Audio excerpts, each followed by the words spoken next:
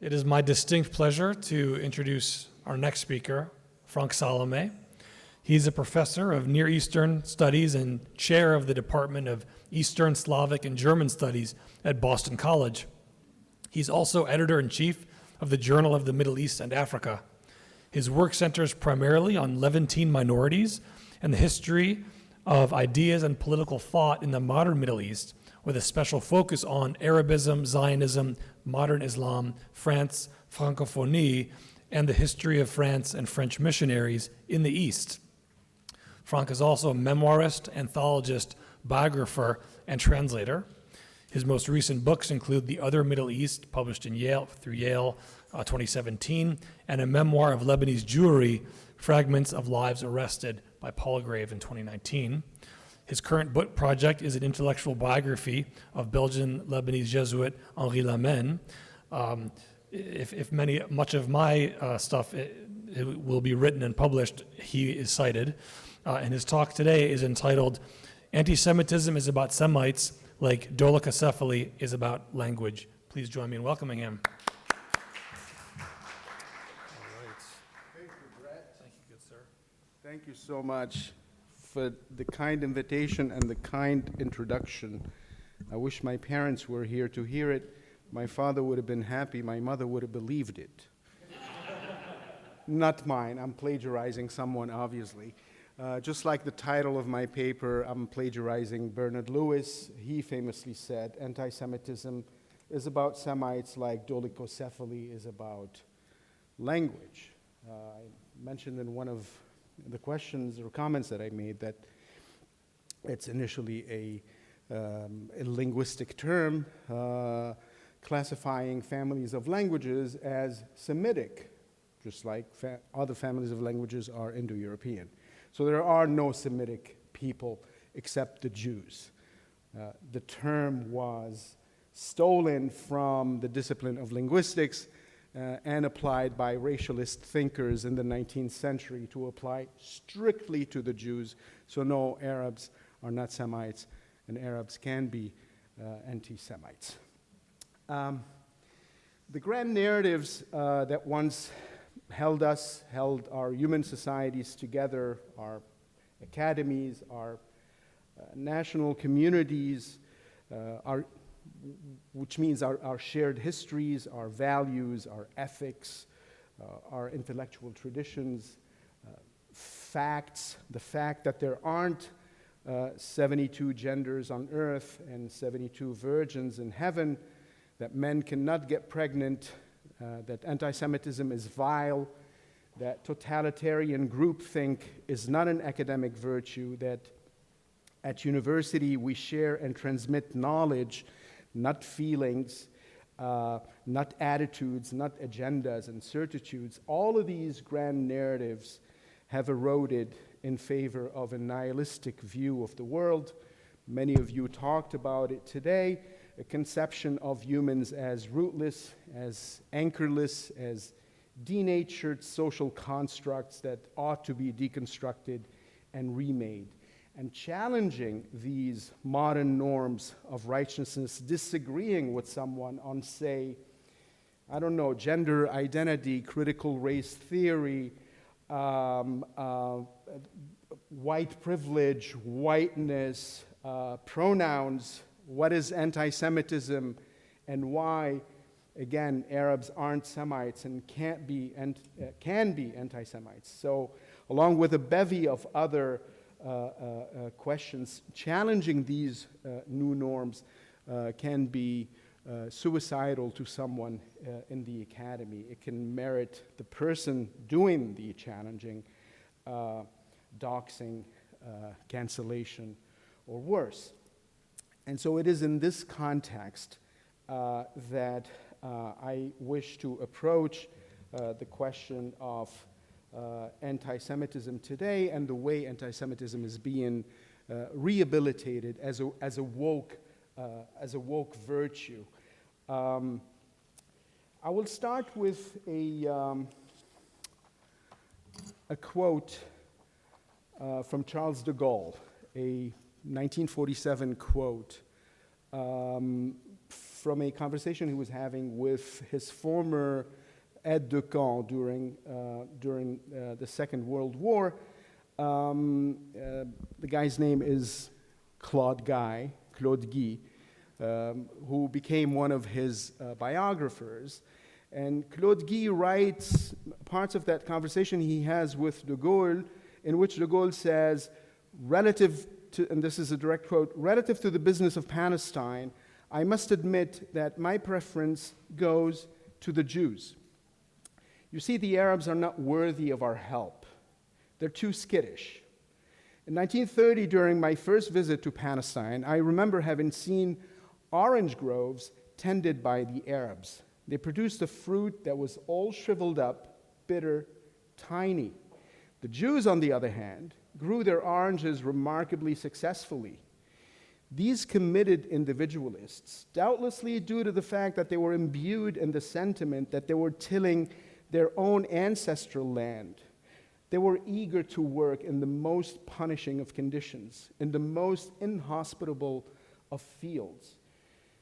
During the Second World War, when I returned to Palestine, I was stunned by the progress that the Jews had made barely a decade following my first visit. It was nothing short of amazing. Here is in brief, he continued, it's still him, here's in brief why we must help the Jews and why we ought to make haste helping them, because antisemitism in its most virulent form will doubtless rear its ugly head again, and it will do so rather quickly, end of quote. Obviously, when denuded of its historical context, you could argue, you could cringe, to use a term of 18-year-olds today. This is certainly, fragments of this are cringe, as an 18-year-old would say, but this is an 80-year-old text.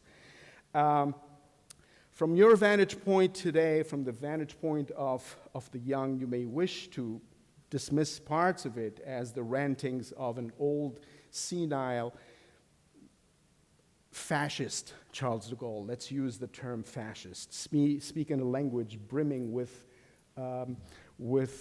Orientalist stereotypes. And as a result, you may wish to cancel him and burn in an auto da fe the thousands of biographies written about him, or remove the thousands of statutes that litter the French countryside of de Gaulle, change the name of his airport perhaps.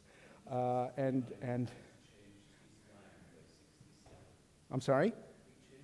He did, slightly. I'll come to that. But he made more combustive statements in the 1940s and the 1960s. So you might say he had it coming for cancellation.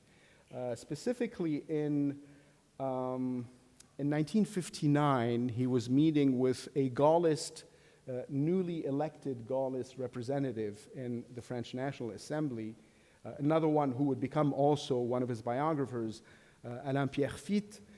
And in this conversation, Pierrefitte records in his memoirs de Gaulle having told him that French practitioners of the phony virtue of integration were, quote, were certified asses. He used the term Jean Foutre in French, those of you who speak French. De Gaulle continues, let us not bullshit one another. The French are a white European nation, the progeny of a Greco-Roman Christian civilization, and if we're to try to integrate tens of millions of Muslims into the French nation, France would cease being France, and my village, de Gaulle's village, Colombey des deux églises, would be called Colombey des deux mosquées, meaning Colombey of the two churches, that's the name of the village, would become Colombey of the two mosques.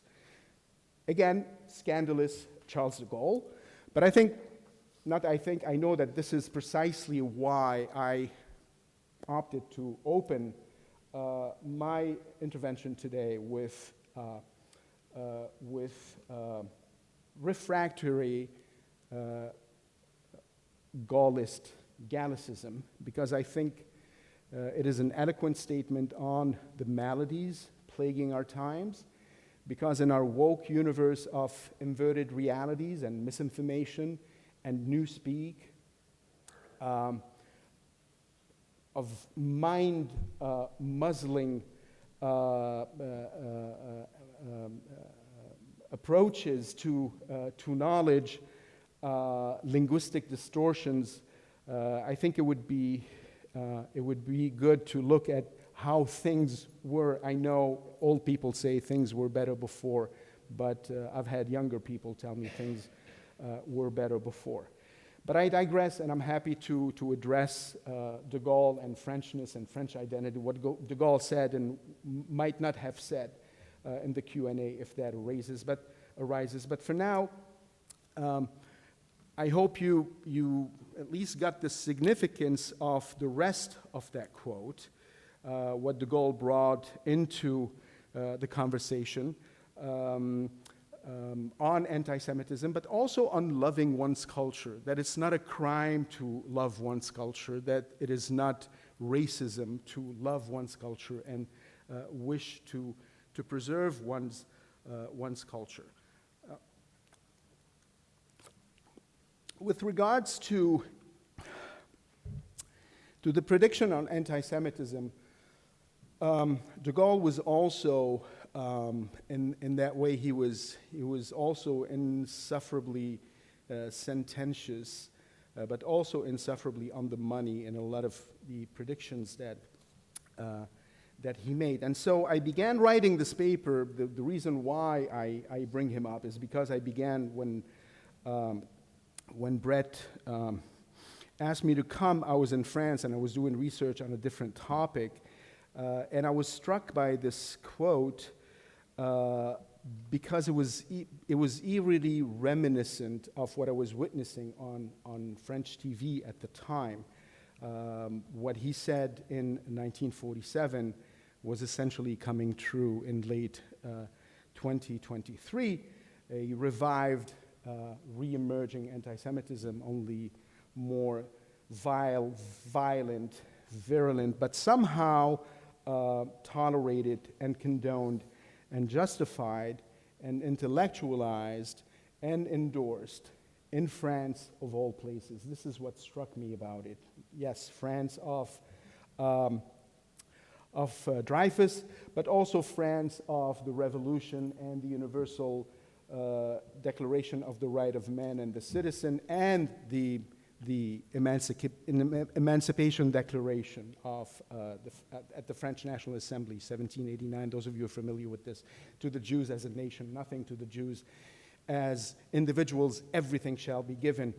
But this new anti-Semitism is also, obviously, taken America by storm.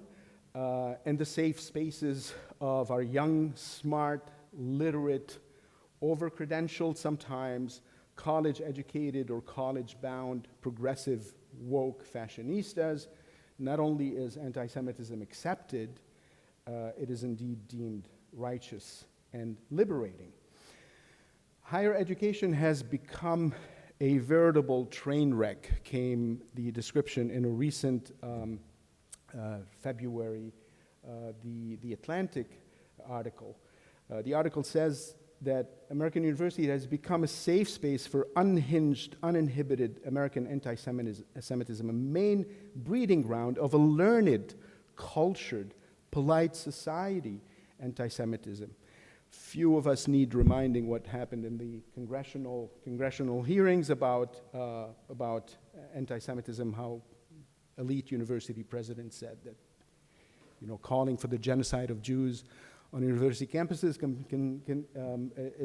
can be considered hate speech only in certain contexts. So there you have it. But the new anti-Semitism today is the same old anti-Semitism of yesterday, which has simply switched sides, as has been alluded in many interventions today. It has simply crossed the street. It changed from one sidewalk to the next sidewalk. It is rebranded, repackaged, remerchandised in smart, appealing, progressive, anti-colonialist, woke labels with Palestinianism as its poster child. And by Palestinianism, I want to stress that Palestinianism, by that I do not mean support for the Palestinian people or for the rights of the Palestinians, or do not mean loving or appreciating the Palestinians. These are all sentiments that may be justified, but Palestinianism is something else entirely. Palestinianism is an ideology, a political device, mobilizing and normalizing and even exalting anti-Semitism as a virtue. One needs only read the Hamas charter to realize what I'm talking about. It takes only 10 minutes. Try it. You'll find it liberating. And in this sense, anti-Semitism becomes synonymous with righteousness, with Palestinianism as a galvanizer. Indeed, the wokest fad of intersectionalism, whereby all oppressions intersect, the idealization of nihilistic misandry, gender fluidity, the glorification of rootlessness and multiculturalism, and the criminalization of national identities. And this applies only to what are considered white people. You cannot, you can be, you can denigrate white people for loving themselves, but you cannot denigrate other groups. If a brown person like me, if you were to attack me for my brownness, God help you. But for some reason, for whiteness, it doesn't apply. And so, with this in mind, Palestinianism would be deemed beatific no matter what the Palestinian does, and Jew hatred, the hatred of the Palestinians' oppressor, becomes righteous no matter what the Jew does. Thus, the emaciated Jew in filthy striped pajamas behind electrified barbed wire fences becomes equally abhorrent for his vulnerability as is his self-reliant Sabra counterpart in green military fatigues. Likewise, the homeless diasporic Jew is impugned for his rootlessness, just like the defiant Sabra in his restituted homeland is resented for his rootedness, and indeed deemed a settler colonial practitioner of apartheid. This anti-Semitism becomes a just fight against injustice, a righteous act of resistance against evil, because Jews are collectively evil and have no right to exist. And rather than being the preserve of the right of yesterday, the standard bearer of today's anti-Semitism becomes the anti-racist, anti-patriarchal, anti-phallocratic, anti-identity, socially and intellectually hedonistic left. The new anti-Semitism is therefore a virtuous leftist anti-Semitism wedded to Islamist ideologies subsumed into the so-called global south, darling of the global left. At worst, there's no anti-Semitism from this perspective. There's only anti-Zionism. At best, one cannot decry anti-Semitic acts and attitudes without decrying, in non-extent, invented Islamophobia, or better yet, claiming Palestinians, again, are Arabs, and Arabs are Semites, and therefore Semites cannot be anti-Semites. By the same token, from a Palestinianist perspective, assuming there is such a thing as anti-Semitism, indicting this anti-Semitism and anti-Semitic acts in America and on American campuses cannot happen without indicting Islamophobia and Islamophobic incidents. And I argue that Islamophobia is not a thing, and I'm happy to address that in the Q&A.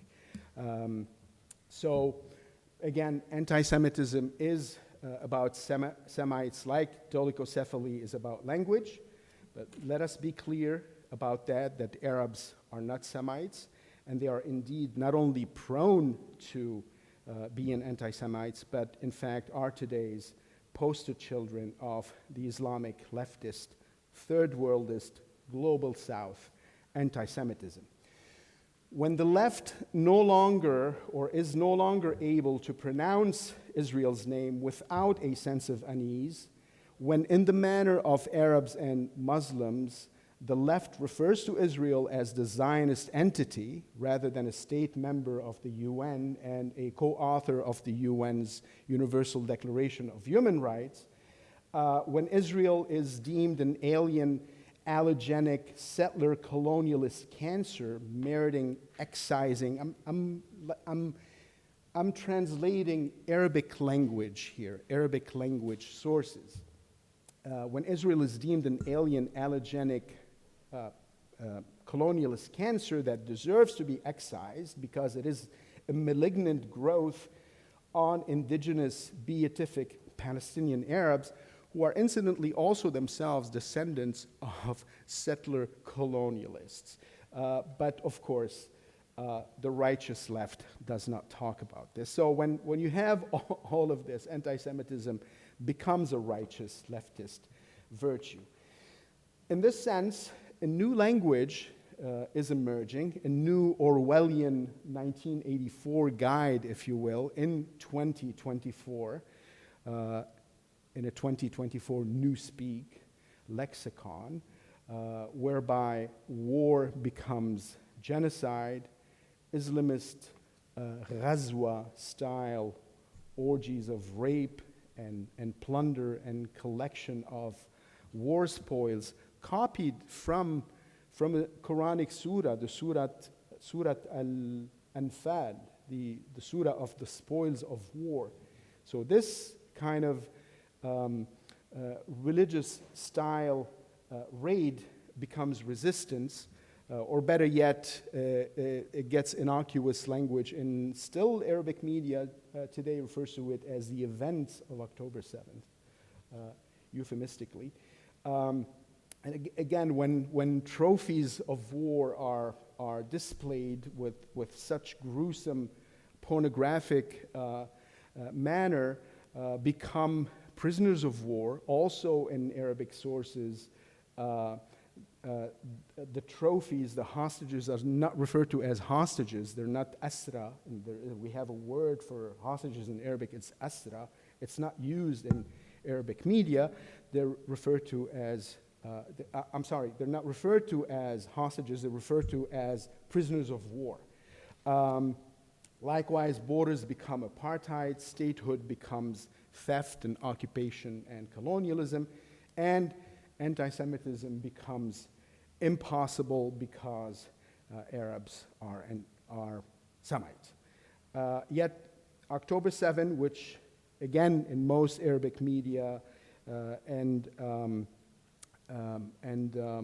scholarly sources is still referred to by the innocuous euphemistic events of October 7. It remains that October 7 has at least one origin story that is grounded in Arab-Muslim Jew hatred. This Arab-Muslim Jew hatred may not have had its beginnings in the classic Christian version of Jew hatred, rebranded anti-Semitism in the 19th century, but it has certainly been historically a form of Jew hatred and has in the 20th century proudly acquired the same racialist connotations of its European predecessor.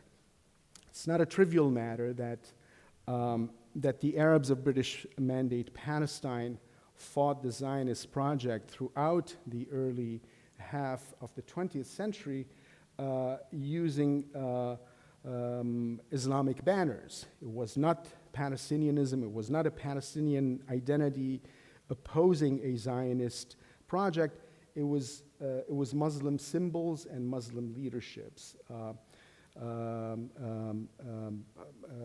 One of the main leaders of what we call retroactively today the Palestinian National Movement was Mufti Haj Amin al-Husseini of Jerusalem, an admirer of the Führer himself.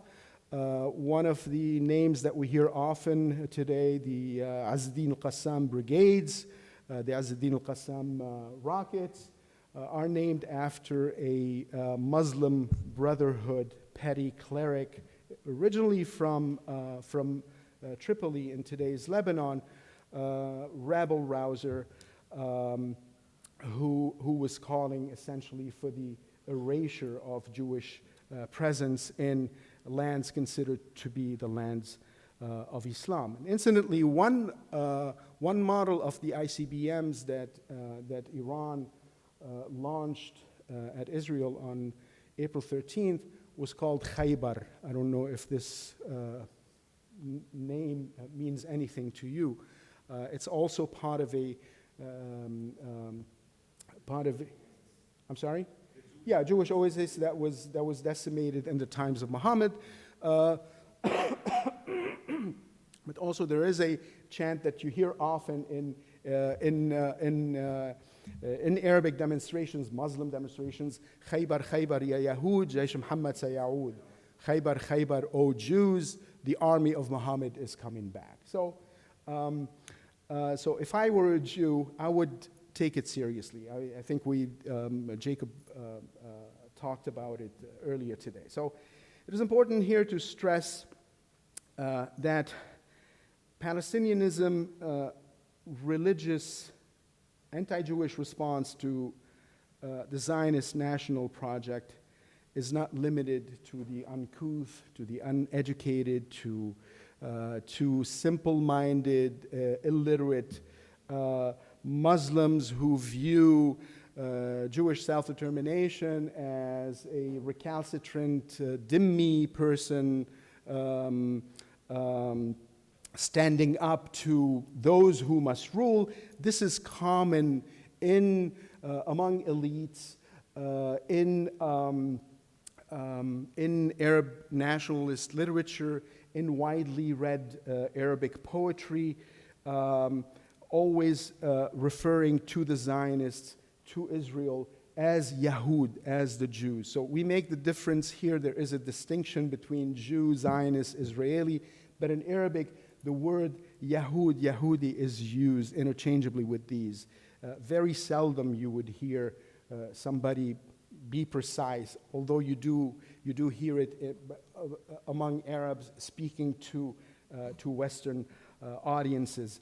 In order to, using myself as an example, in order to take me to task for not being hostile to Zionism, I am often referred to in Arabic-speaking circles as, you probably know it, Yahud al-Dakhil, the Jews of the interior, not the Zionists of the interior of the Arab world or the Muslim world, not the Israeli, but the Jew of the interior. And Jew is not used as a compliment, right? It is used as a term of abuse.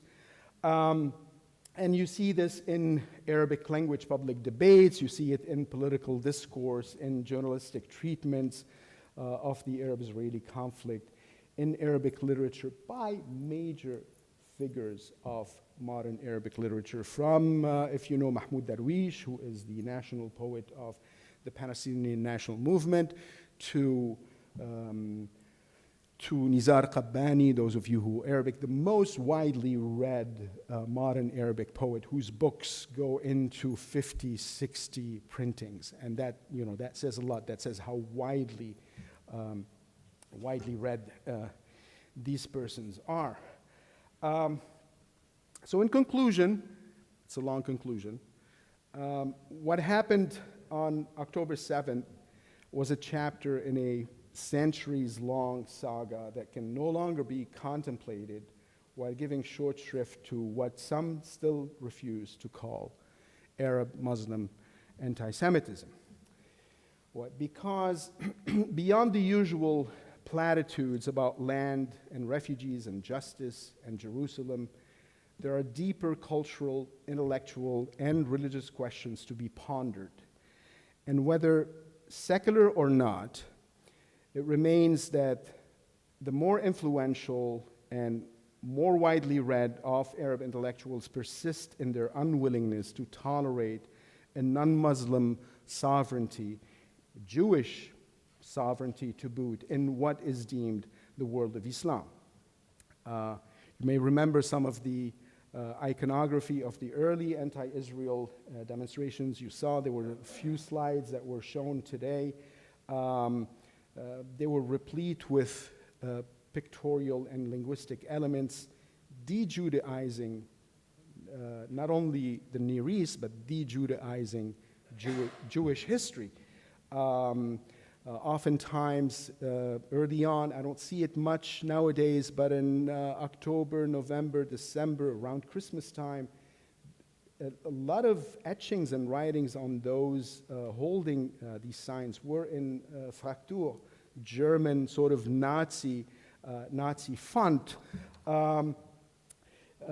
Israel was also, you saw some, I had nothing to do with it, but thankfully some of those who, the interventions today showed some of these posters reproducing classic anti-Semitic tropes of the Jew as ugly, hook-nosed, money-changing, blood-soaked hands, etc.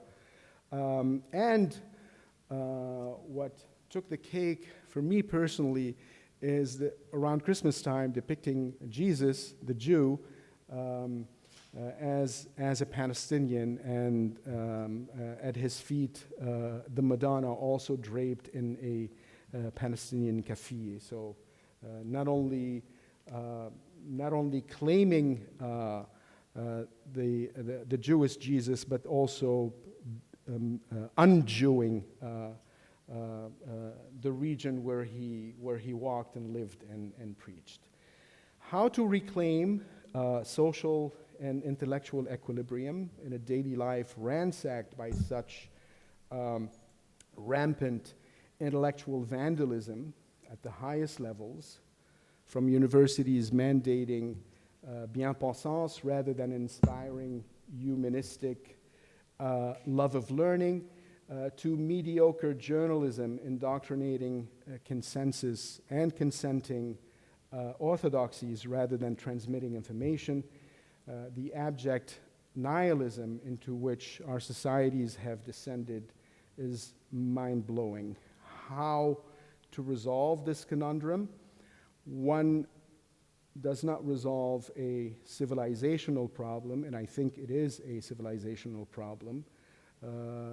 One does not resolve it by submitting to the creeping ambient orthodoxies. One counters such a problem by opposing decline with clarity, with dignity, by presenting cheap jingles and sound bites and memes with a civilizational project, with clear language.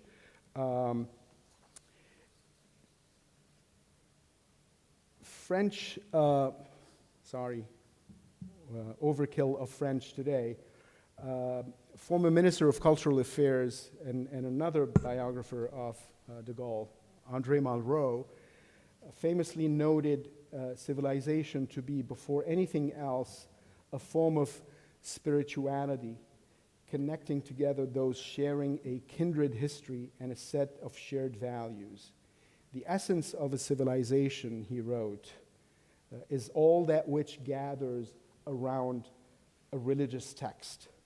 And when a civilization shirks its spiritual bearings, when it is no longer capable of erecting a religious shrine or building a burial site, which is to say, when it shrinks from the hearth of its foundational values, it shrivels and it dies. That is the reality of our times. That's what Malraux said. And this phenomenon, and this is a direct quote, this phenomenon is nowhere better explained than in the violent rise of Islam. This is from 1956. A rise that continues, quote, that continues to be underestimated, not to say dismissed by our contemporaries. The consequences of this resurgent Islam are still anyone's guess. shrouded in the same uncertainties that once surrounded the Marxist revolution. Yet today, the West seems ill-prepared to confront the problem of Islam. Indeed, it may already be too late to stem the rising tides of this surging Islam. We have two, Jacob spoke about this, we have too Western a conception of Islam and Muslims if we dare to think things may turn otherwise. All we might do at this point is accept the reality and gravity of this phenomenon and attempt to slow down its progress. End of quote. Allow me to conclude with words from the same crazy guy I opened with. A famous French adage that says Charles de Gaulle was a crazy man who thought of himself as Charles de Gaulle. So, de Gaulle est un fou qui se prend pour Charles de Gaulle. So, it was from December 1968, his address to the French people. It's our equivalent of the State of the Union. It was his last. December 68, he would leave office in April, I think April 69, a few months later. And in this State of the Union, he says, we must overcome our moral malaise, quote. And should we fail to overcome this malaise, the fanatics of vandalism, the deconstructionists, the doctrinaires of negationism, the specialists of demagoguery will have a field day exploiting the bitterness we live in order to provoke more turmoil and more unrest, despite the fact that their intellectual sterility offers no alternative to our culture except calling for its dissolution, driving it under the teeth of the totalitarian grinder of humanity and humanism. So this we must do.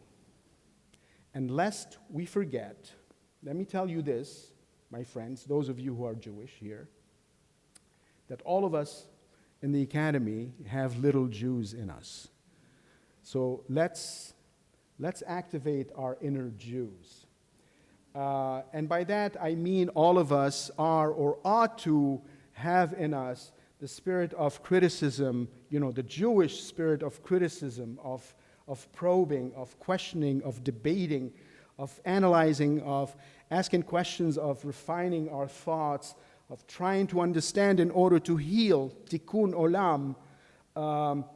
Every thinker, every intellectual, every academic must in some way have a little Jewishness in him. So let's activate our inner Jew. Thank you.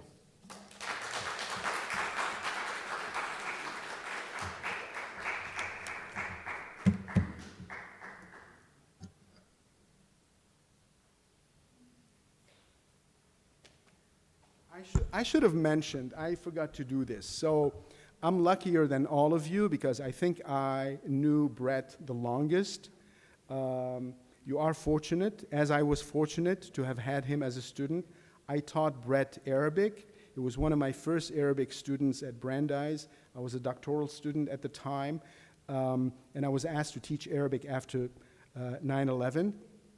So I jumped in the fray.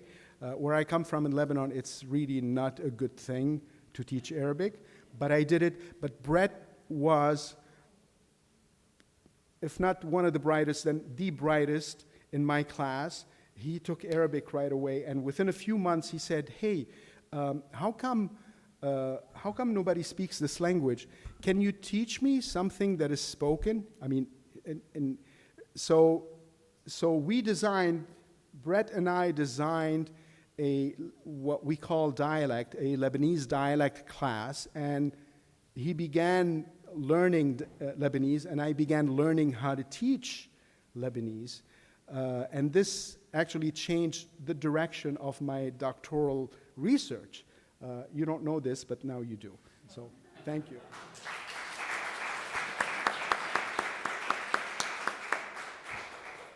And I can attest to the fact that Franck is not just a brilliant speaker, but a brilliant teacher as well. So I'm extremely fortunate to know him for so long. Absolutely.